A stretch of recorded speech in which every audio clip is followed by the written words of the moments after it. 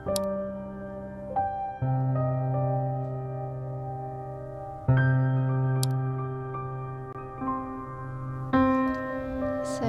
ሰላም ውድ ዩቲዩብ ተመልካቾቼ እንደምን አላችሁ? እኔ ደህና ነኝ፣ እግዚአብሔር ይመስገን። የጎድና ዩቲዩብ ተመልካቾች ሰላም ናችሁልኝ? እንኳን ደህና መጣችሁ። ደህና ናችሁልኝ ወይ? ደህና ነኝ። እንግዲህ ተጠፋፍተን ነበር፣ ተመልሻለሁ። እስቲ ጸሎት አድርጉልኝ፣ ዱአ አድርጉልኝ። አንዳንዴ ይደብረኛል እና እንዲሁ ጥፍት ያደርገኛል ማለት ዩቲዩብ እሰራለሁ ብዬ እንትን ብዬ እነሳለሁ ግን ደግሞ የሆነ መንፈስ አለብኝ ይመስለኛል እና ተስፋ ቆርጬ ወደ ኋላ እንድመለስ ያደርገኛል። እንደ ጸሎት አድርጉልኝ እላችኋለሁ እና ቤቴንም ሰብስክራይብ ላይክ አድርጉት። እንግዲህ ብሌን እነ ብሌን ድራማ ክፍል 28 እንዴት አያችሁት? ብሌን ወደ ራሷ መመለስ አለበት ቶሎ እና ጄሪም ደግሞ የእጇን ማግኘት አለባት። ምክንያቱም ብሌን ምንም በማታውቀው ነው እየተጎዳች ያለችው። በዛ በኩል በፍቅር እየተጎዳች፣ በዚህ በኩል ደግሞ እንደዚህ እየተደረገች ታሳዝናለች። ለማንኛውም አሪፍ ነው ድራማ፣ ደስ ይላል። አንዳንዴ ደቂቃ ምናምን ቢጨምሩልን፣ እንዲሁም ደግሞ የሆነ ለቅሶ ስኖር ለቅሶ ቦታ ይቆያሉ። ለምን እንደሆነ ባላቅም ይቆያሉ። ግን የዚህ አሁን ቀጣይ ላይ ማን ነው የሚዋረደው? ጄሪ ናት? ማን ነው የሚያዋርዳት?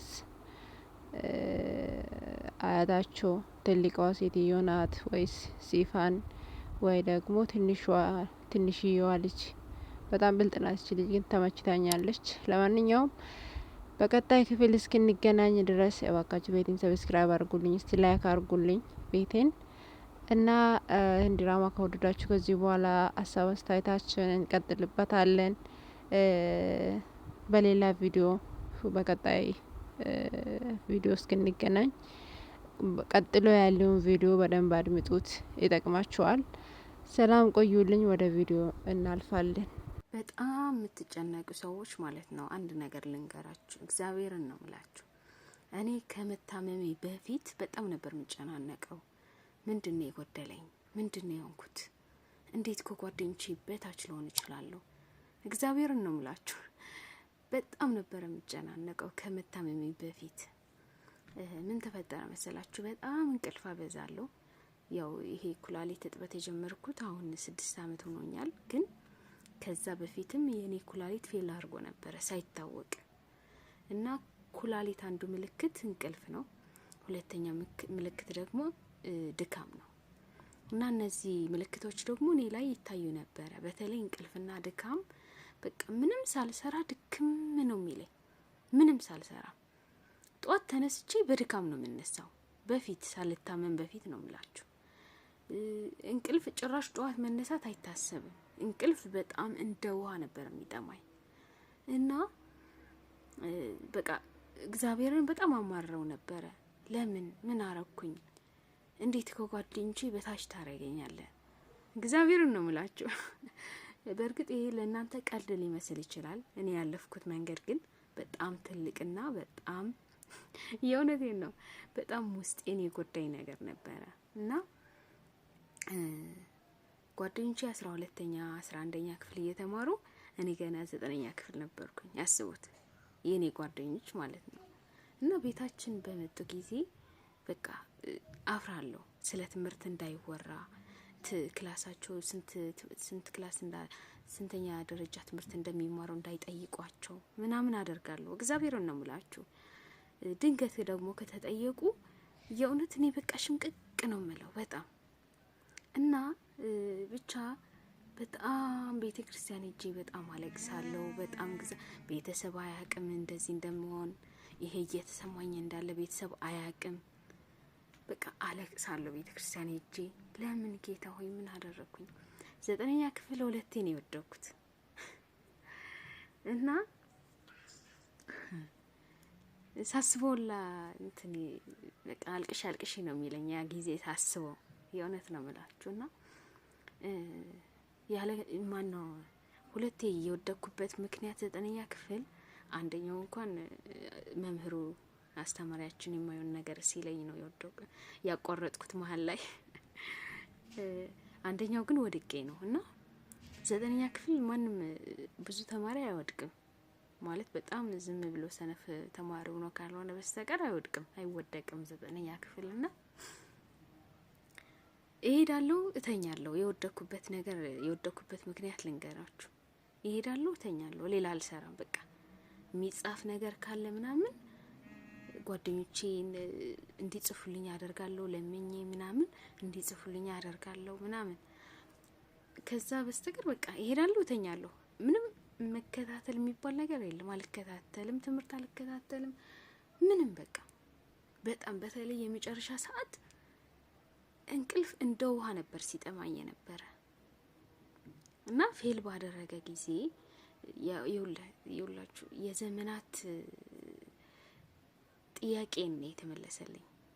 ኩላሊቲሽ ፌል አድርጓል ከተባልኩኝ በኋላ ኦኬ እኔ ያልነበርኩም ለካ ደካማ እኔ ያልነበርኩኝ ማለት እንቅልፍ ሲለኝ የነበረ ያ ድካም ሲለኝ የነበረ በምክንያት ነው።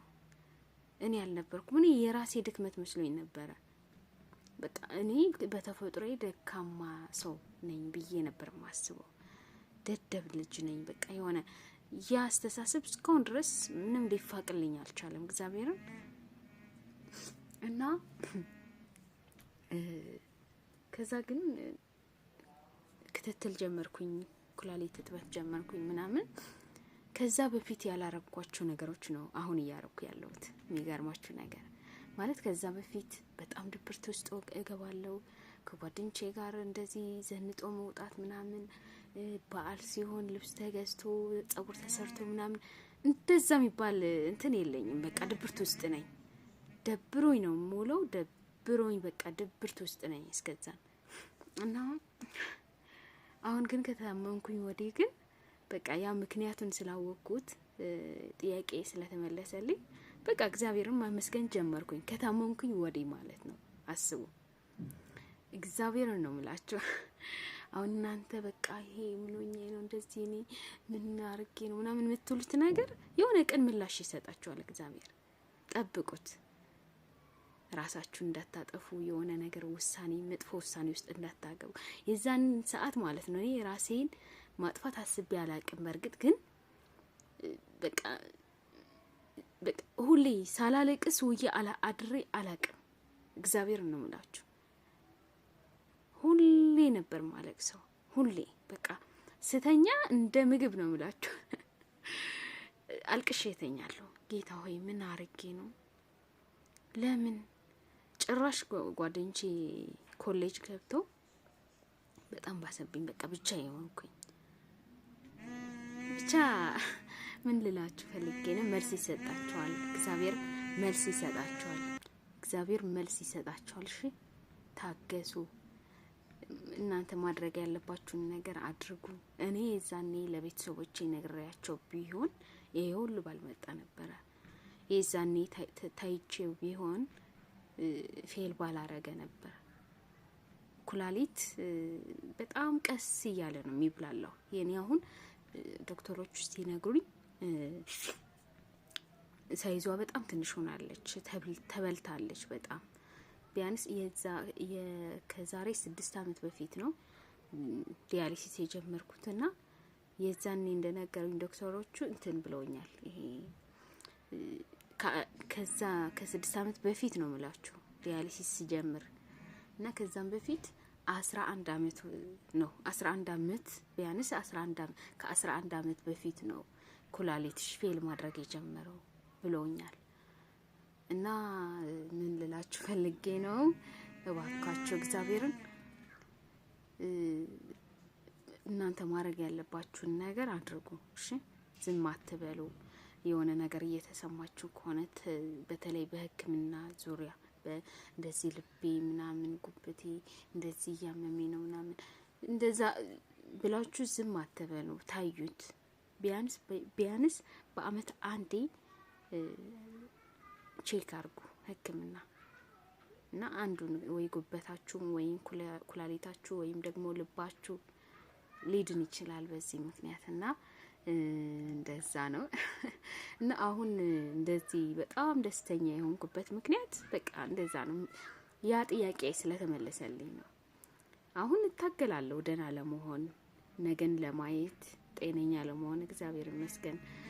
ግን አሁን በጣም ደህና ነኝ። በቃ ምንም እንደ በሽተኛ አይደለም ራሴን ማየው። እግዚአብሔርን ነው የምላችሁ። እንደ በሽተኛ አላይም ራሴን። በጣም ደህና ነኝ። እግዚአብሔር ይመስገን ደህና ነኝ። እና እንደዛ አድርጉ። በጣም የምታማረሩ ሰዎች ደግሞ እናንተ በነፃ የተሰጣችሁ ነገር ይሄ ኩላሊታችሁ ውሃ ጠጣችሁ የምትሸኑት ነገር ነው። እኔ በሳምንት 2ም 3ም እየሄድኩኝ 4000 5000 እየከፈልኩኝ እጥበት ማረገው ሽንትን ለማውጣት ነው። ምንም ሌላ የተለየ ነገር የለውም። ያ ቆሻሻ የሚጠራቀመው መሽናት ስለማልችል ነው። እኔ ቆሻሻው ነው የሚጠራቀመው እና እናንተ ደግሞ በነፃ ያው እንደፈለጋችሁ ጠጥታችሁ እንደፈለጋችሁ ሽንት ቤት ሄዳችሁ የምትሸኑ በነፃ ነው። ገባችሁ? እኔ የምከፍለው ነገር እናንተ ነፃ በነፃ ነው የምታገኙት እና ያ በጣም ትልቅ ምስጋና ይገባዋል እግዚአብሔር። ገባችሁ? ያንን ስታጡ ነው ለካ ትልቅ ነገር ነው። በቃ ኩላሊቲን ያህል ስራ አለው የምትሉት ኩላሊት ብቻ ሳይሆን ሁሉም ነገር ልብም፣ ጉበትም፣ ምንም ሁሉም ነገር ሰውነታችን በአጠቃላይ በቃ የሆነ ስታጡት ነው ለካ ያን ያህል አስፈላጊ ነገር ነው የምትሉትና ያው አላዝጋችሁ። እኔ አማርኛ ብዙ ስለማልችል እየደጋገምኩ ነው ማወራው እና አመሰግናለሁ። እግዚአብሔር ይስጥልኝ። እግዚአብሔርን አመስግኑት። የእውነት እኔ በጣም እግዚአብሔርን አመሰግነዋለሁ ከምንም በላይ ይሄ በሽታ ስለሰጠኝ ችግር የለብኝም። እኔ የሆነ ጓደኛዬ ደውሎ ምን አለኝ፣ ቲክቶክ እንደዚህ ቪዲዮ እየሰራው ምናምን የእውነት አቤ ግን የእውነት እግዚአብሔር እንደዚህ ነው የምታመሰግኘው ወይስ ለቪዲዮ ብለሽ ነው ለቲክቶክ ብለሽ ነው ቪዲዮ ለመስራት ብለሽ ነው እንደዚህ ያለኝ? አረ የእውነቴን ነው። እንዲያውም በቪዲዮ ምንም እየሰራው አይደለም እኮ እንትን አማርኛ ብዙም አይደለም ብያቸዋለሁና በዛን ምክንያት ቪዲዮ ብዙም እየሰራውኝ አይደለምና እንጂ የእውነት ህይወቴ እግዚአብሔርን በጣም ነው ማመሰግነው። እግዚአብሔር ምንም አላማረውም። ምክንያቱም ጤነኛው ሆኜም አላመሰገንኩትም፣ አማረርኩት። ለምን አልኩኝ። ይው ይሄንን ሰጠኝ። ይሄ ነው በዚህ ምክንያት ነው የኔ ልጅ እኔ አይደለሁም ችግሩ እኔ አይደለሁም አለኝ። እሺ ያልኩኝ ተመስገን። እንኳንም ምክንያቱን አወቅኩ።